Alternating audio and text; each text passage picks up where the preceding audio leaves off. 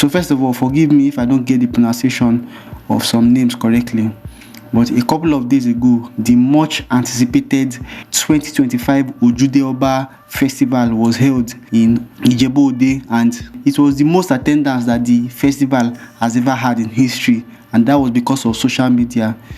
Just last year, videos and images from the festival went viral on social media, and everybody became so interested in this particular event, and because of that, thousands of people trooped in this year to come and witness it firsthand, which unfortunately meant that this year's zone was quite rowdy, but the essence of the show still remained, and which is the coordinated dressing, the horse ride, the dancing, the music, and all the people that came to come and witness it. But just like last year, whereby a couple of people went viral for having that aura, that composure, that steez, this year's event too has brought out a couple of people, and one of the major people from last year was Mr. Farouk Oreagba, and he went viral because of the fact that he just stood out like crazy. Now, with this year's event, I have seen some people that have stood out in a very serious way, and one of them is just one random girl that never thought she was going to go viral, but because of the way she looked, the aura and the grace and the majesticness that she possessed in the videos and images, she has gone viral just like Mr. Farouk Oreagba. And this made me ask the question, why is it that some people seem to be able to stand out more than others? Now, this event is a very competitive event because there are a lot of beautiful people, there are a lot of wealthy people, there are a lot of wonderfully dressed people. This is a very rich tradition that has a lot of rich people.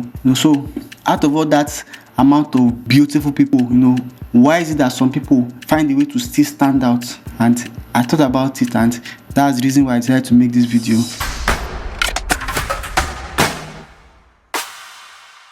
To answer this question, we have to go deeper than the surface, and I believe that there are 3 layers to this particular phenomenon.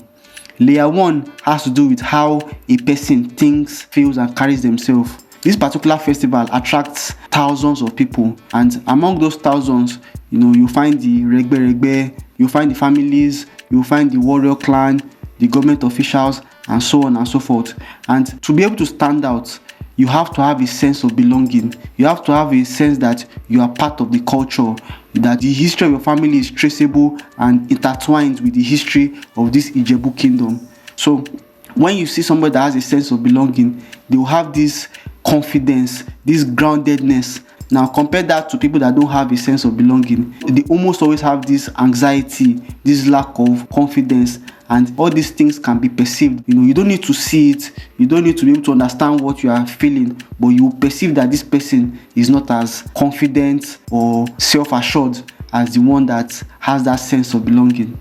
Now, layer 2 has to do with how the people are perceived by the public compared to others.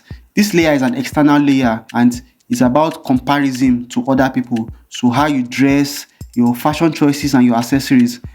Another thing that also encompasses this particular layer is being part of a group. So if you are part of the regbe or the prominent families or other groups that have permission to be part of this festival, you have this sense of exclusivity, this sense of belonging, and people can perceive it outside. Okay, this person is part of something exclusive.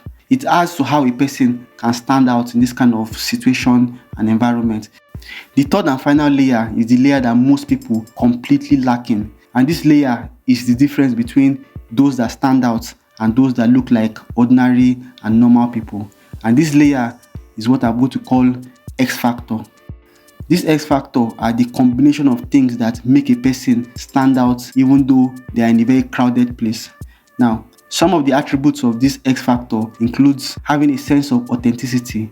Compared to the thousands of people that came to this particular event, somebody like Mr. Farouk Oreagba has a very unique look. He doesn't look like a typical Yoruba man. Compared to his son, his son is very handsome, but his son has a very normal look that you can see in thousands of people. It's not disrespect, it's just the fact that he has this normal look. The man himself, Mr. Farouk, has a very unique look. He's light-skinned and he has freckles, so you could confuse him for being an Igbo person or an American or whatever, but he's a Ijebu man, a Yoruba man. But all of all that makes him look very unique compared to others.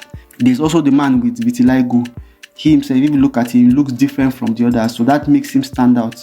Sometimes a sense of authenticity can be expressed through choice of accessories. For example, the D&G glasses on our big auntie.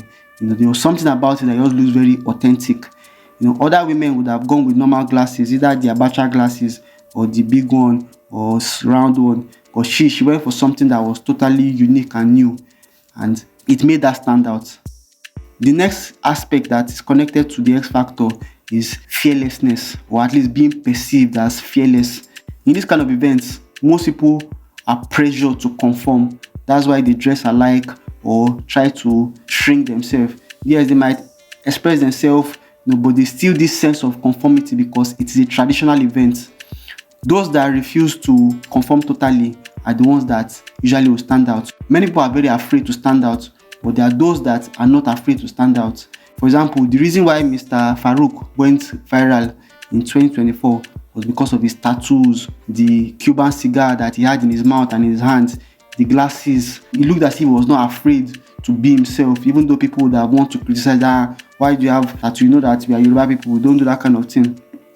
Then this year, Morenike's tattoos and her glasses and her piercings, the ones on her eye, her nose, her mouth, it made her look very unique because typically most Yoruba people, especially based on culture, will frown against that kind of thing. But she had it and she was still calm, so it made her look very, very unique. Now, the next aspect of the X factor that people perceive and makes a person stand out is being calm and relaxed. And I think this has to do with a lack of expectation. For example, in 2024, when Mr. Oreagba went viral, he had zero expectation. He was nobody there. Not nobody, but he was not popular. And he had no expectation. So he was just being himself and just having a nice time. And as a result, people could perceive that he was confident and in control of himself. And that was very attractive.